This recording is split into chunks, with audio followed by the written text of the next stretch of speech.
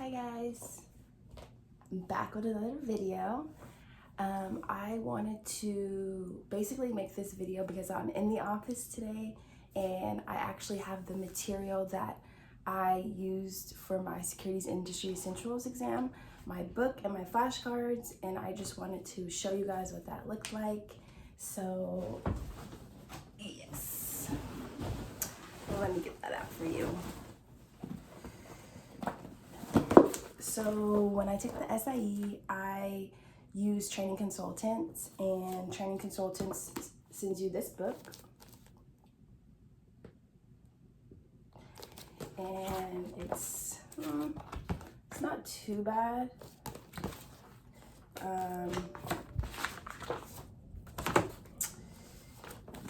Table of contents. I'll just go over kind of each topic that was mentioned.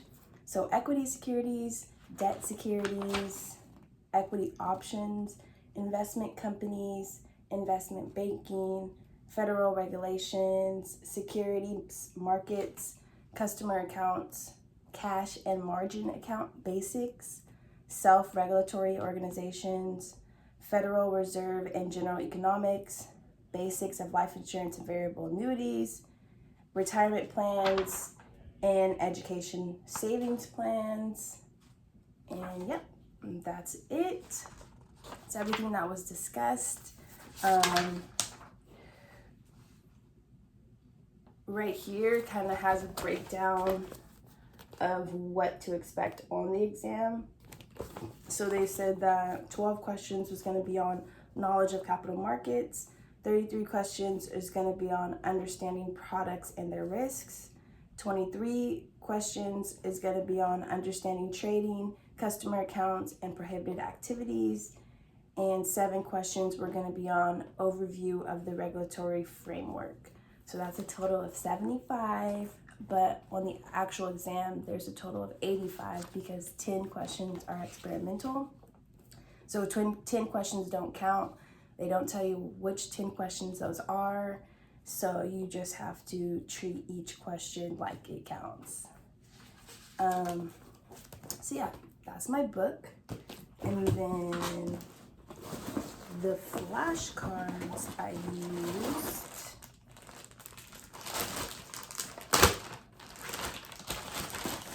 A lot of flashcards. These were the flashcards. Super thick, and basically they didn't come like this. The flashcards came on perforated paper, so I had to break up each flashcards. But on the flashcards, it's nice because it has this subject at the top, and then so this one's equity securities. This one was debt instruments. So it kind of mirrors the table of contents that was in this book. But they're not related. I got these flashcards off Amazon, and I got this book from Training Consultants, the actual course I used online to study. So yeah, stuff like self-regulatory, SRO, regulatory requirements for associated persons. What was nice about these is there were some topics that weren't really mentioned too much in the book that were mentioned here, and I realized, oh, I need to make sure I know these particular topics. So like employee conduct and reportable events, this is super important. This basically just talks about like Form U4 and Form U5, and those will be tested on the SIE. So you should know the difference between Form U4 and Form U5 for sure. Prohibited activities, important. You need to know what pumping and dumping means, what free riding means. Yep. Market structure. You need to know what the third market is and the fourth market. all these terms that I'm saying, if as I'm saying them, you're like, oh, I know what that means, or I've heard that term before, that's a good sign. If you aren't feeling that way, you need to go back into your book and just do some review. Just read over and over and over again. Practice makes perfect, for sure. And yeah, so those are the two like physical materials that I've used. I'll show you guys my binder that I created. So this just helps me know where everything's at. This is where I kept my notes.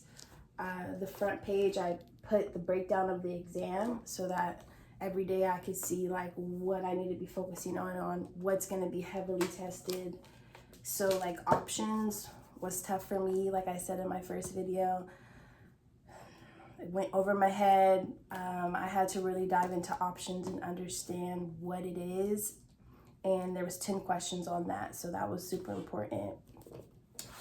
And then in here, it's a bit messy, but in my last video, I had mentioned that I had printed out the vocabulary pages, well, the glossary that was provided to me on my training consultants portal. They provided glossaries, so I printed that. So I could just reference any terms I needed. I just referenced them right away. So A to Z, looking at this right now, for example, agent. Any individual other than a broker-dealer who represents a broker-dealer or issuer in effecting or attempting to effect purchases or sale of securities. An agent acts on behalf of a customer and charges a commission on a securities transaction. So this was helpful for me to quick reference. In here, I also have my study calendar. I can kind of show you guys what that looks like. This is what is provided to you on Training Consultants, and you put in your study days. So my study days were Monday through Friday, and it just basically preset what chapters I should be completing on certain days, what chapters I should be starting on certain days. And this gave me like a, like a 5-month breakdown. So I started in July 2020, and then my exam date was set for November, but I didn't take my exam till March because of everything that I went through in the winter time as far as my job. So I didn't really take my exam till February. So this calendar isn't all the way accurate, but it's close enough. It gave me something to follow. So I highly suggest you guys map out your study calendars. For the most part, I just started my series 7 using Past Perfect, and they have a study calendar too. So I think most places are gonna have a study calendar for you to fill out. You won't have to like create your own. But yeah, so I just have little notes in here, and I'll show you guys the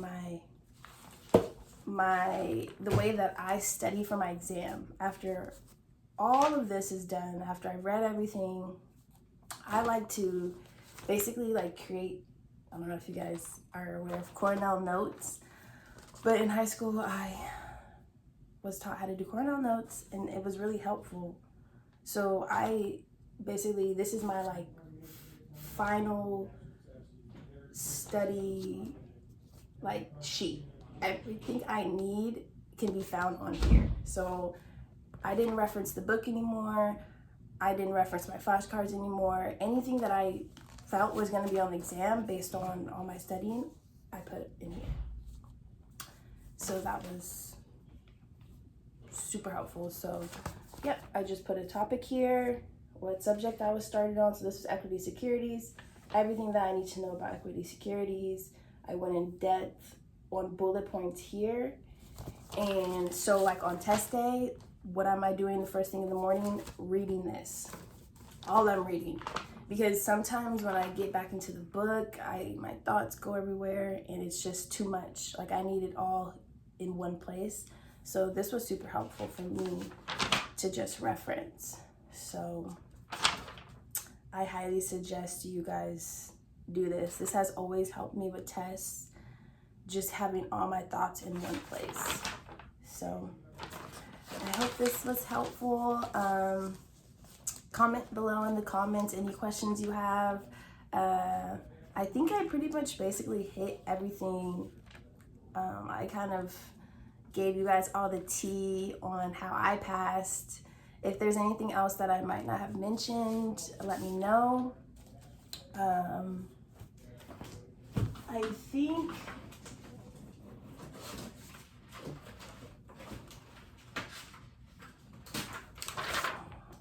I try to write down some questions, just to make sure, or write your guys' questions down, just so I made sure I hit everything. One thing I wanted to mention is someone in my comments said, no experience and my degrees are in an unrelated field. Any advice is great. So just some background information on me. My degree isn't in finance. I went to school for business admin with the intention of majoring in like entrepreneurship because I wanted to have my own business. But my last few semesters, I wasn't able to get into a certain class. So I had to change my major at the last minute to HR, human resources. And at the end of the day, look at me, I'm working in finance. I'm aspiring to be a financial advisor. So my degree is unrelated to this field. This field is so great because you don't have to have a degree in this field. It's helpful, you know, it's helpful for you. Things won't be as foreign in language wise, but overall you can self-teach yourself a lot of these things. Invest in programs like training consultants and just do your research and you're fine. If you really want to be in this field, you can make your way in here. And it's really helpful to have a mentor and someone else who's already in the field to help you and guide you along the way. That's helpful, and that's what I have. I work with the financial advisors, so I've been getting a lot of experience just by that. School was great as far as like Cornell Notes and time managing and just being organized, but as far as like knowing about investments and how to invest in options and the stock market and NASDAQ and all that stuff, you just have to read and do your own research. So you could do it. I did it. I'm doing it, and we can do it together. So yeah, I hope this was helpful, and I hope to see more Black women in finance, and I hope that this was somewhat inspiring, and I'll check you guys out in the next video. All right, bye.